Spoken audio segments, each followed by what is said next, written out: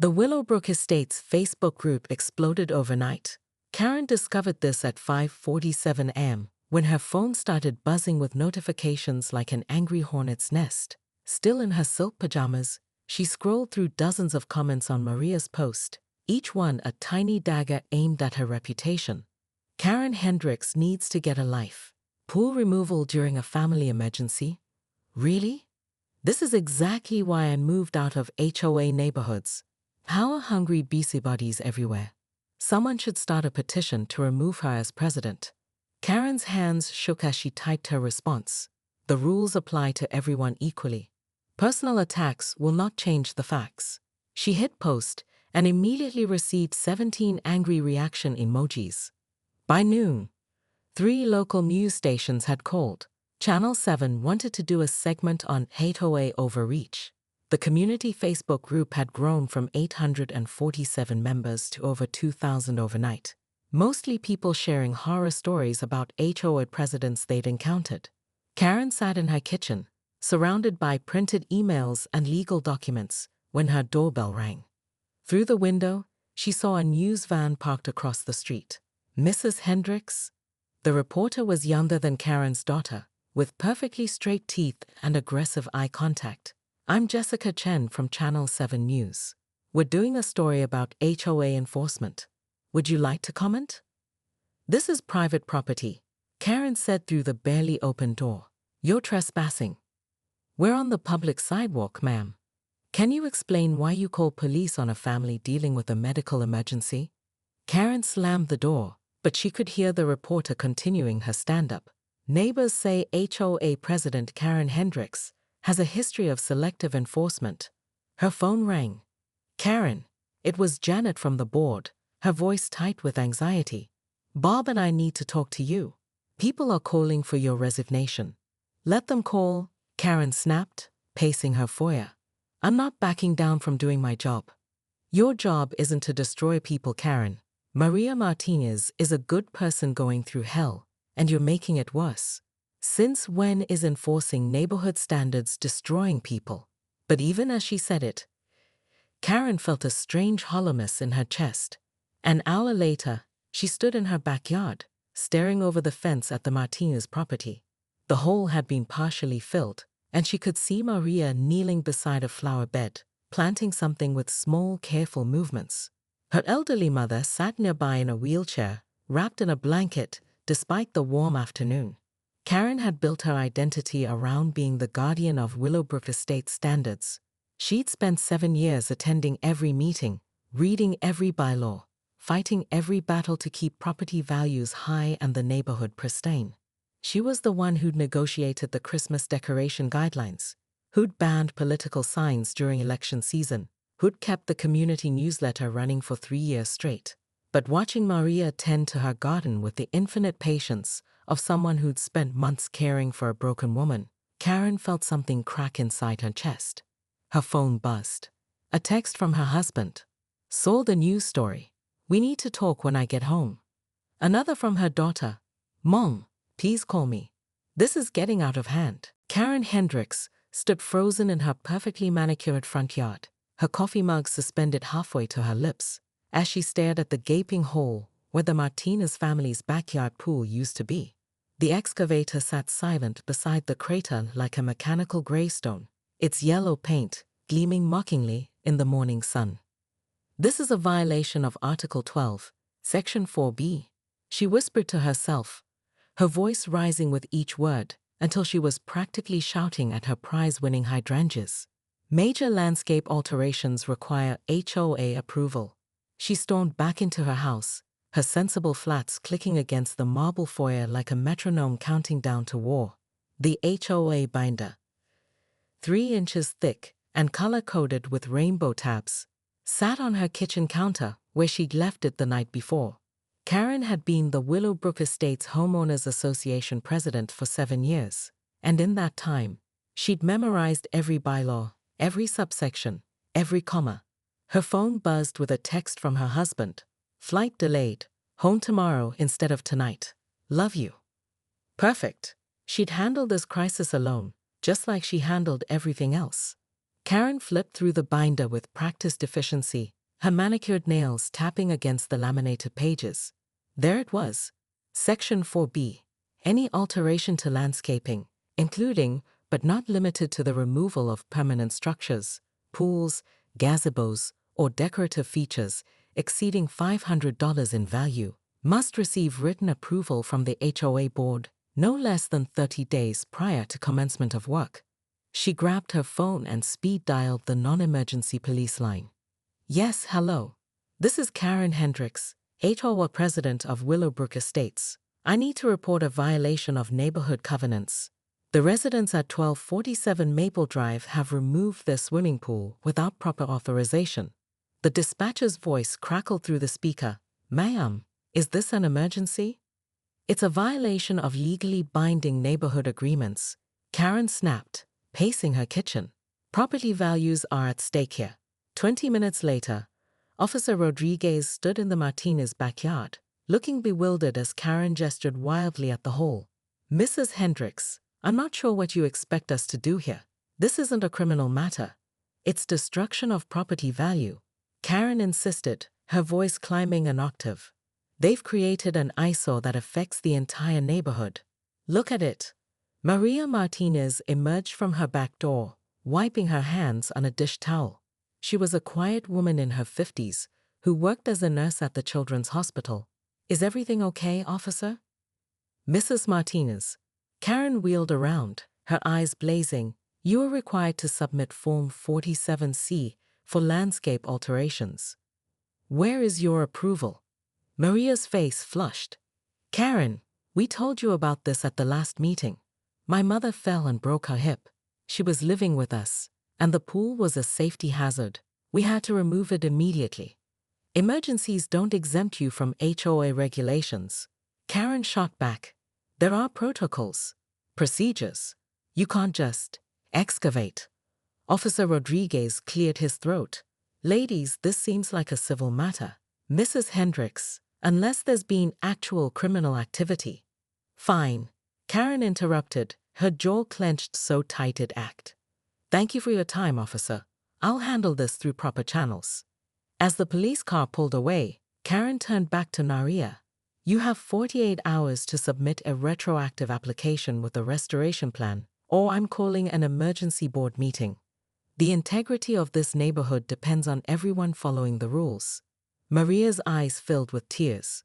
Karen, please. We're dealing with a family crisis here. My mother needs full-time care, and we're trying to sell the house to afford her medical expenses. Can't you show a little compassion? But Karen was already walking away, her mind racing with bylaw citations and violation notices. Compassion was a luxury she couldn't afford, not when property values and neighborhood standards hung in the balance. Back in her kitchen, she pulled out her laptop and began typing the first of what would be many strongly worded emails. The subject line read, Urgent, Covenant Violation, at 1247 Maple Drive. Immediate action required. She had no idea that hitting send would set in motion a chain of events that would turn her perfectly ordered world completely upside down. And then, unexpectedly, one from an unknown number. Mrs. Hendricks, this is David Thornton. Mrs. Martinez would like to speak with you privately. Would you be willing to meet tomorrow at 2 p.m.?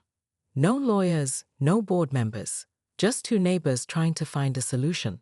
Karen stared at the message for a long time. Through her kitchen window, she could see the reporter packing up her equipment, probably satisfied with whatever story she'd cobbled together from neighbor interviews and Facebook posts. The house felt too quiet, too empty. For the first time in years, Karen wondered if being right was worth being alone. She typed back, yes, I'll be there. But as she hit send, she noticed something that made her blood run cold. A certified letter had been slipped under her front door while she'd been in the backyard. The return address read Thornton and Associates, attorneys at law.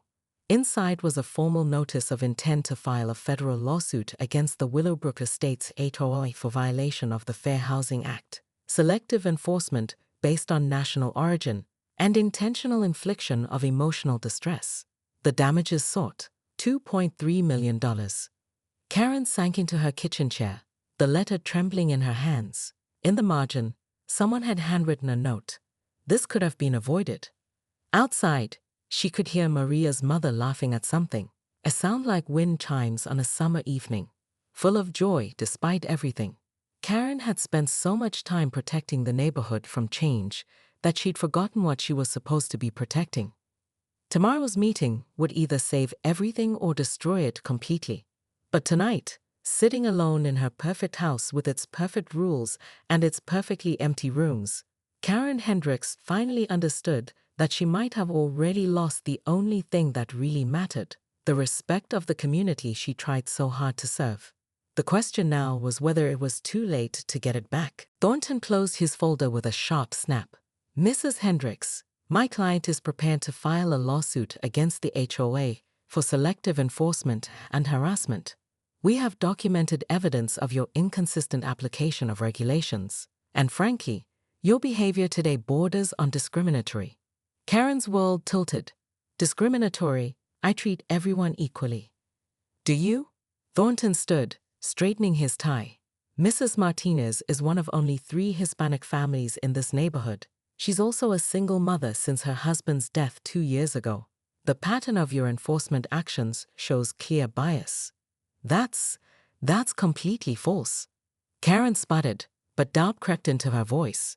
She thought about the Henderson hot tub, the Chen pergola, the dozen other small violations she'd overlooked for friends and neighbors who looked like her, talked like her, belonged to her same social circles. Bob Chen cleared his throat. Karen, maybe we should table this discussion until... No. Karen's voice cut through the room like a blade.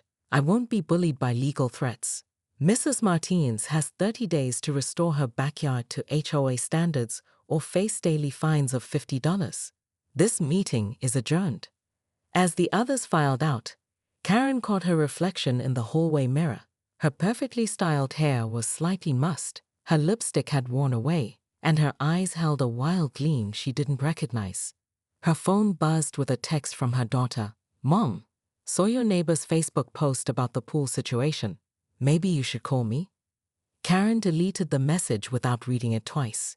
She had bigger problems than family drama. Tomorrow, she'd start researching precedent cases for HOA enforcement. She'd call her own lawyer, maybe even the county inspector. She had no idea that Maria Martinez was already 3 steps ahead of her, or that the battle she'd just declared would cost her everything she'd spent years building. The emergency HOA board meeting convened at 7 p.m. sharp in Karen's living room, which had been arranged with military precision. Name tags sat beside water glasses on coasters, and copies of the violation notice were stacked in perfect piles. Board members Janet Williamson and Bob Chen sat uncomfortably on Karen's cream-colored sofa, avoiding eye contact. Thank you all for coming on such short notice, Karen began, standing at her makeshift podium, a music stand she'd borrowed from her daughter's old flute lessons. We're here to address a flagrant violation of our community standards. Janet, a retired teacher who preferred her garden to confrontation, shifted nervously. Karen, don't you think we should hear their side first? Maria mentioned her mother's accident.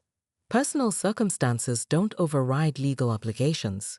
Karen cut her off, clicking to the first slide of her PowerPoint presentation. If we make exceptions for one family, where does it end? Trampolines? Above-ground pools? Pink flamingos? Bob, who owned the local hardware store, rubbed his temples. It's just a hole in the ground, Karen. They're planning to fill it in and plant grass. According to whose timeline? Karen's voice rose. And with what type of grass? Kentucky bluegrass. Zoysia. The covenants specify approved varieties. She clicked to slide 3, which showed a detailed chart of acceptable lawn alternatives. The doorbell rang, interrupting her momentum. Through the peephole, Karen saw Maria Martinez standing on her doorstep, holding a manila envelope.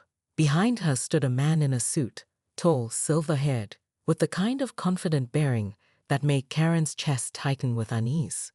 Mrs. Hendricks? The man extended his hand as Karen opened the door. I'm David Thornton, Mrs. Martinez's attorney. We'd like to discuss this matter with your board. Karen's composure cracked for just a moment. This is a private meeting. You weren't invited. Actually, Thornton smiled, but it didn't reach his eyes. Under HOA bylaws, residents have the right to address the board regarding violations. May we come in?